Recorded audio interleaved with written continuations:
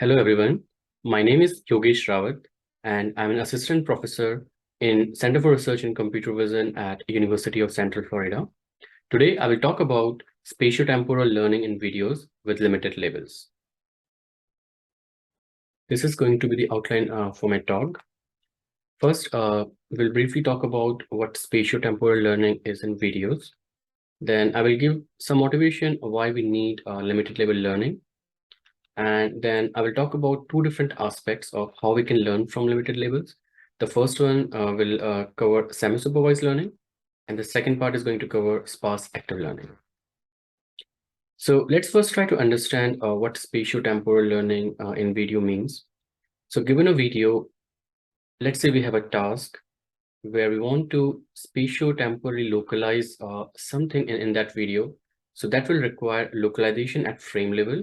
And this could include either bounding boxes or pixel-wise segmentation. And here I'm showing two different videos. On the left, you can see we're interested in detecting this kid playing with a ball. And the annotation we need is the bounding box surrounding the ball or the baby. So that will be like bounding box every frame.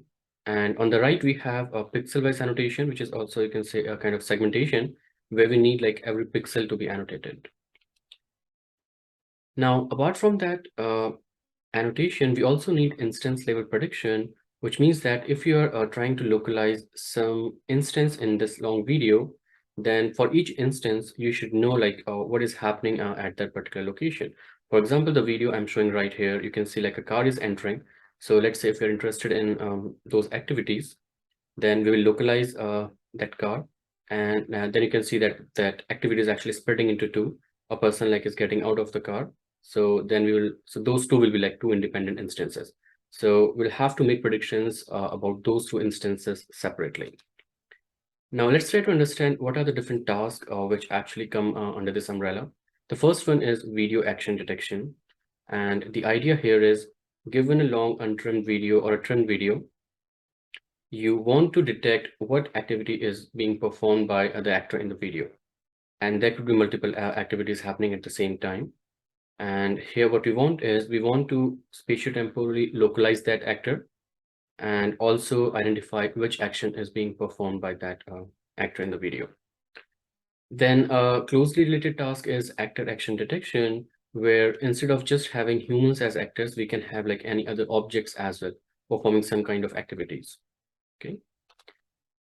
And then another interesting task in this category is video segmentation, where we are interested in like segmenting different objects present in the video. So in this one, we might not be interested in what kind of activities are being performed, but we only want to segment those actors or those objects. Now, let's try to understand if we have to solve such a task, what kind of annotations will be required. As you have seen so far, like this require like dense annotations, which will be on every frame.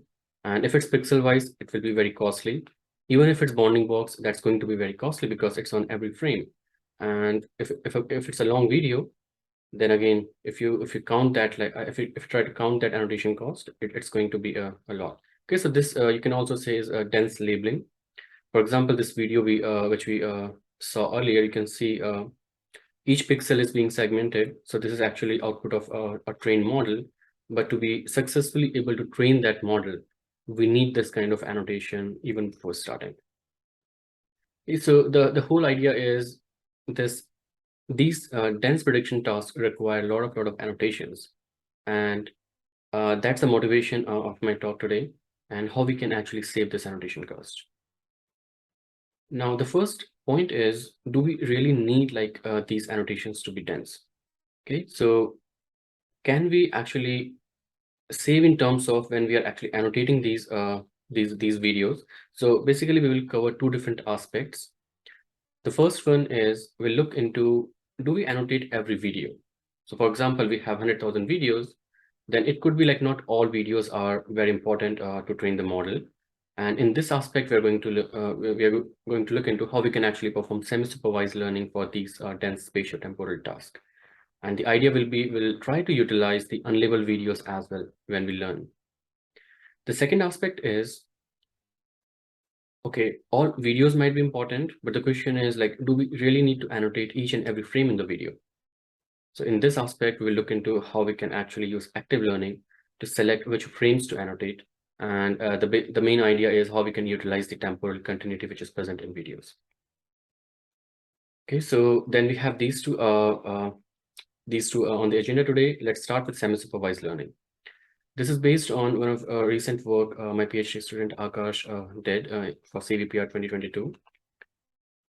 So basically, we'll start with video action detection, but it's like a very generalized approach. And later I will show you that this can also be used for video object segmentation.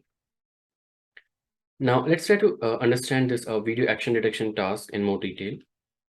So the first thing is we need action classification, which is like given a video, we need to know what different activities are happening. So that's the first part. The second part is the spatio-temporal localization, which we have been discussing. And here are some sample videos where you can see that this is basically not pixel level, this is bounding box detections. So for each frame, you have these bounding boxes available. And so under the semi-supervised setup, we'll see how we can utilize like some of the unlabeled videos for learning a good spatio-temporal detection model. Okay, so most of the existing approaches, it's kind of supervised learning. We assume that annotations are available for all the videos, which will include the video level labels, and then the spatio-temporal bounding boxes or pixel-wise annotations. There are some works which are actually looking into weak supervision, and the idea here is we only have annotation at video level. So which means to say is that we don't have detections. And the idea is, can we utilize some image-based person detections or object detection for the dense detection, but video level annotation for the weak supervision. This is an interesting idea, but the issue is when we try to compare the performance of such methods against supervised, they actually are they perform very, very badly. Okay, so then the idea is semi-supervised learning, as I said. So we'll have a small set of labeled videos where we'll have both class level labels as well as frame level annotations. Okay, which means that you will have some videos where you will know which activity is happening, and then you will also have frame-wise annotations for these. And apart from these, we'll have a lot of unlabeled videos, and we'll utilize both labeled and unlabeled videos at the same time. Now, looking back at semi-supervised learning, I mean, we have seen there's a lot of research in case of image classification, and even recently, like we have seen a lot of work in object detection. Now, basically, there are two different approaches. The first one is pseudo-labeling, where we train a model using whatever annotations we have available, and then we try to create pseudo-labels on the unlabeled set, and then we keep repeating that process in an iterative approach. Now, the issue with such an approach is, in case of videos, training models actually require a lot of time. So having that iterative approach is not a favorable way to move forward. So the other variation is consistency regularization, which is actually a single step process, and which try to utilize the unlabeled samples, not using pseudo labels, but based on like some kind of consistency between two different views of those samples. Okay, so we'll try to utilize this consistency regularization when we talk about semi-supervised learning for spatio-temporal detection. Okay, now if we again look back into the existing approaches of semi-supervised learning, for image level classification, we know that we can actually use the prediction and compute consistency between two different views of images. And at classification level, it's actually easy to do. And same can be extended to object detection in images. The challenge is how this can be extended to videos, where we have not just like video level predictions, we also have spatio-temporal, or you can say like dense predictions. Okay, of course, we can make use of classification consistency, so that part is going to be there. The second part is the spatio-temporal consistency. Now, the issue is if we just try to extend these approaches, what we have for images, either for classification or for object detection, they doesn't cover like the temporal aspect of video. Okay, so specifically focusing on that, we'll look into like two type of constraints we have, which can be utilized for spatio-temporal consistency, and they are exploiting the temporal continuity in videos. The first one is temporal coherence, and the second is temporal gradient. And both these ideas actually try to utilize that. You will have some kind of continuity in videos. Your actors or your objects are not going to move like suddenly across frames as they move a long time. And we try to exploit that continuity. Now let's talk about the first aspect, which is temporal coherence. So in this aspect, what we try to do is we try to estimate how much the object is actually moving as we move along time. Okay? So we're looking into the short-term fine gradient changes in the pixel values. And what we do is, if we have, let's say, detected at each pixel whether we have an object present or some activity happening or not, we try to look into the neighborhood, the future frames and the previous frames. And then we try to compute the variance map, how much of a change like we are observing. Okay, so this change should have some kind of continuity as we move along time, and we try to use that as a constraint when we train the model on unlabeled samples. Okay, this is like one sample which shows that, let's say, this activity happening on the video shown on the left. And if the detection of this activity, if we try to compute the variance across time, then the heat map for that is actually shown on the right. So this is, in a way, is telling you where the motion is actually happening in the video.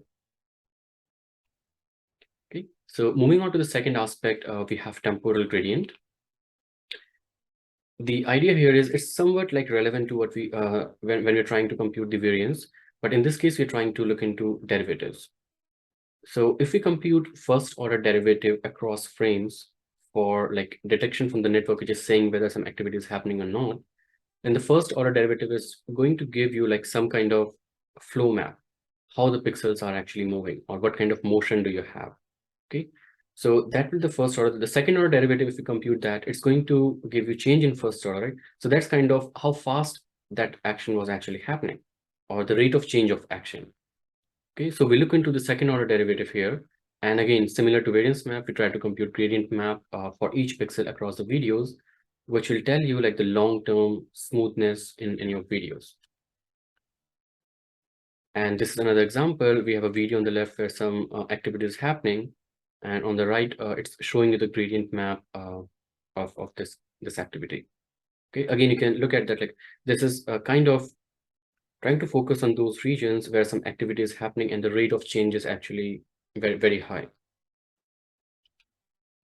Now, putting all those two constraints together, let me quickly go over how we can utilize those constraints to train any spatio-temporal detection model. And this is like the overall approach, but let me walk you through each step of this. Now, since we have both unlabeled and labeled videos, so what we do is, irrespective of whether it's a labeled video or unlabeled video, we take that, we create two different views of that video. So first is the original view, second is the augmented view. And we take like a base model. So this could be any model which can actually, given a video, perform video action detection or any other task. Okay, so we take that video, pass it to the model, and the model will tell you which activity is happening, and it will also tell you the spatio-temporal localization. So using that spatio-temporal localization, we try to compute the variance maps and the gradient maps, as we discussed in the previous slides. Now, once we have these maps, let's see how we utilize these when we compute loss for this model training. So first we'll have the supervised loss, which is like straightforward. You have the class labels for the supervised samples, right? And then you have the spatio-temporal localization as well. So you can compute those standard losses. Now, in addition to that, we can have consistency loss, which can be computed for unlabeled samples where we don't have any kind of annotation. And while we do so, what we do is we utilize these variance and gradient maps to allow the network to focus on these spatial regions where actually the activity is happening. Okay, so let me walk you through like the training objectives we have. This is the supervised loss, the classification and localization. And in terms of unsupervised losses, first of all, we can have the consistency loss, which is again classification consistency. So that's same as like what you use for image classification. Now the additional term here on the left for which we have weight lambda 2, you can see like we have two different terms. The first one is coming from the variance maps, The second term is coming from gradient maps. So it's a slash. It kind of shows you that you can utilize like either of these two. Okay. So what we do is we try to compute the L2 loss of the spatio-temporal detection and use these variance or gradient maps as mask. So which tells you like where to focus on. And we do the same for the gradient maps as well. And then we combine these two supervised and unsupervised losses together. The full model can be trained end-to-end. Okay, now let's try to see how this kind of approach can work for video action detection. And later we'll see how we can generalize this to video object segmentation as well. Okay, so we have like a couple of data sets here, UCF101 and JHMDB. We are computing our FMAP scores at different thresholds. Now, if you look at like, this semi-supervised approach is at the bottom, which is the proposed approach. And you can see if we have like a fully supervised model, which is the second last row, and if you look at the last row, which is using semi-supervised learning, only using 20% of labels and 80% of unlabeled videos, the performance is almost similar, which means that just utilizing 20% of labeled videos, we can actually match the performance of a supervised approach. And same is true for JHMDB. JHMDB, the scores are a little low. The reason is in UCF101, we have bounding boxes annotations, and on JHMDB, we have pixel-wise annotations, which makes it a little more challenging. Now, comparing this to weakly supervised approaches, we can see that like weakly supervised approaches don't perform that well. So the performance is like quite high when we compare to these. Now, we can also try to extend semi-supervised approaches for object detection or classification for this task. And here we can see like if we compare, like there's a huge gap in terms of performance. Now, the question is, because we have a lot of losses there, we have classification consistency, localization consistency, and we look into like two different constraints, which were like gradient maps and variance map. So one thing we observed is for spatio-temporal detection, classification consistency, although it works, it's not as good as localization consistency alone, which is shown in the top table here. So you can see like the center row is when we are only using localization consistency, the performance is actually much better than just the classification consistency, and also when we are using both classification and localization. Now the table on the bottom on the left, there we have like different ablations where we can see when we are using the variance maps or the gradient maps. And what we saw is like just combining the L2 losses with variance maps is actually better than all other consistency constraints. Now, since we can use like this kind of approach for different level of annotations, these plots are showing how the performance actually improves when we include more and more annotation in the data. Okay, so starting from the left, it's 5% videos are annotated, and on the right extreme, like 20% of videos are annotated, and it's kind of matching the 100% performance, which is like the pink line on the top. Now, another interesting aspect is we can also throw in like a lot of unlabeled videos, right? So this plot shows here, if we have more unlabeled videos, how the performance actually improves. And we can see that it's improving, but as we go further, like it's kind of saturating, which is reasonable. Now, another interesting thing we observed is, what if we have unlabeled videos from a different kind of data set? So this is like we have UCF101. Then what if we throw in like some unlabeled videos from Kinetics data set? And here we can see that like even like having videos from a different data set, we have some kind of improvement. So on I think the red and the yellow one is like having videos from Kinetics when we are training on UCF101. So we still see some improvement from those unlabeled videos. Now, since this approach is generalized, so it's not like very specific to video action detection. We can use it for like any spatio-temporal learning task.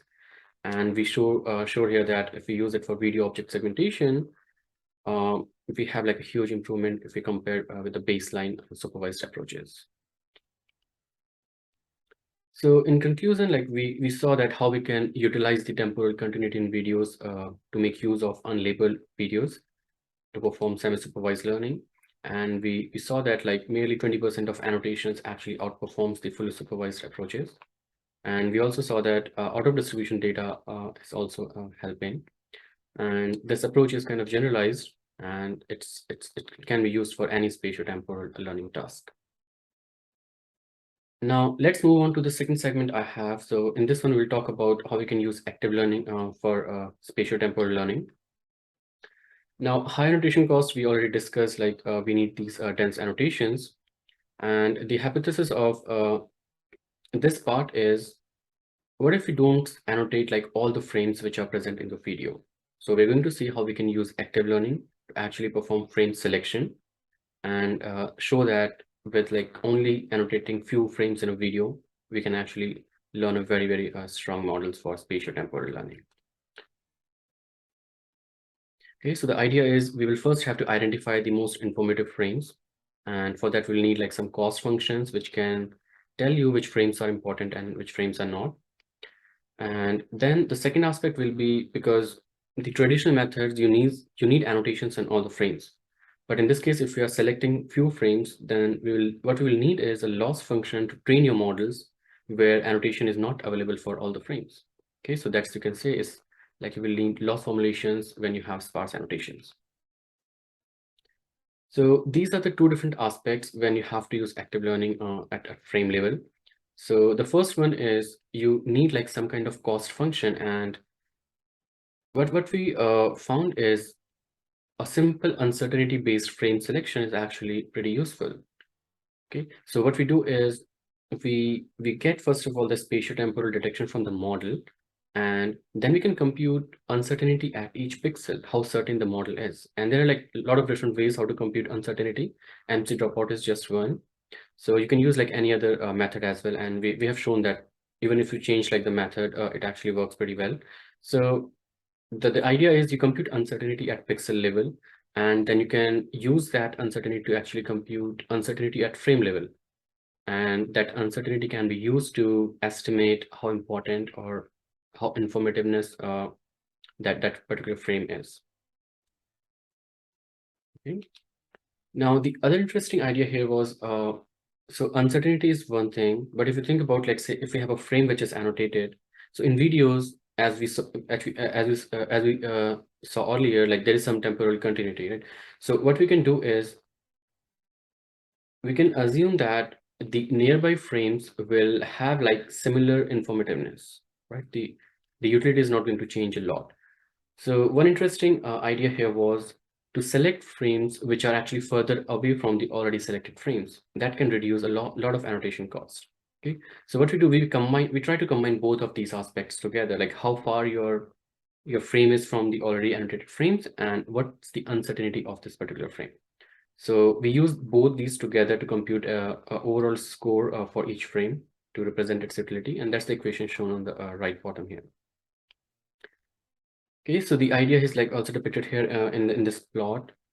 And what will happen is if you have a frame which is very uncertain, right? So it's very highly likely that the neighboring frames will also be very uncertain. Therefore, if you don't use this distance measure, which we call like the adaptive selection, then what will happen? The neighboring frames will be selected. Therefore, what we want is we want to take this this distance measure into account so that like the diverse set of frames are being selected. Okay, so once you have these frames selected, then the question will be how to train your model, because now not all frames are annotated. And what we can do is we can actually use these frame level annotations to generate pseudo levels for the whole video. And there can be different ways. We can either mask like the non-annotated frames. We can have simple interpolation of the existing frames. And what we have here is like we interpolate those annotations, but in addition to that, we also assign some kind of importance to each annotation, so which tells you how important the pseudo label is. And the idea here is if the frame is annotated, it's given like very high importance. And as we move away from that annotated frame, we reduce the importance of that pseudo label. Okay, so combining these two simple ideas, we can actually train a video action detection model in an active learning framework. So on the left, we have like you will have label videos. You can train your model. Then what you can do is you can use like this sparse label learning cost loss formulation. And on the right, once you have that trained model, you can compute like importance of each frames, and you can use the APU scoring, which I explained earlier, to select like these informative frames, and then you can annotate, add those to the label set, and repeat this process. And at the end, what's going to happen is you will have like a very sparse annotation in your videos, where instead of annotating all the frames, you're going to annotate only a few frames. Okay, so let's see like how this kind of approach works. We can actually compare this to standard active learning approaches, which are shown here, like the second last and third last row. And on the top, we have random selection. And what if we select like equidistant frames? Okay. And on the bottom, we see like using the proposed approach, how the performance can be better.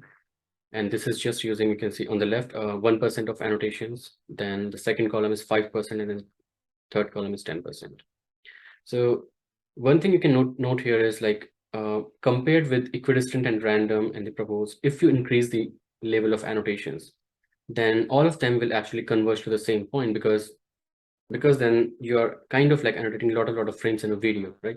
But the major difference can be observed when you have like very few frames annotated. Now comparing this to like what we have for weekly supervised and fully supervised, you can see like the last row is what we can do using this active learning criteria. And that if you compare with like 100%, okay, so 100% is the last row, and the second last row is the active learning, which we just discussed. And you can see like just using 10% of annotations, you can actually match the performance of your fully supervised model. Okay, so again, frame selection, what we discussed today, you can compare that with like, you can do random frame selection, or you can like select frames which are equidistant to each other. You can use other active learning strategies, which are entropy and uncertainty, and instead it's actually doing much better. And at the end, all are converging to the same point, because as more and more frames are getting annotated, all will like converge to the same point. Now, this is one interesting figure, I will say, how like the proposed approach differs from the other active learning strategies and random and equidistant frame selection. So you can see that because this is trying to utilize like the importance of frames and also the diversity of frames.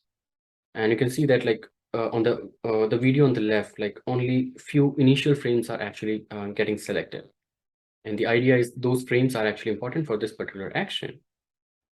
And similarly, on the right, you can see like the frames which are towards the end of the video are getting selected, because those are the videos. Actually, this is a high jump video, and that's the location in the video where most of the action is happening.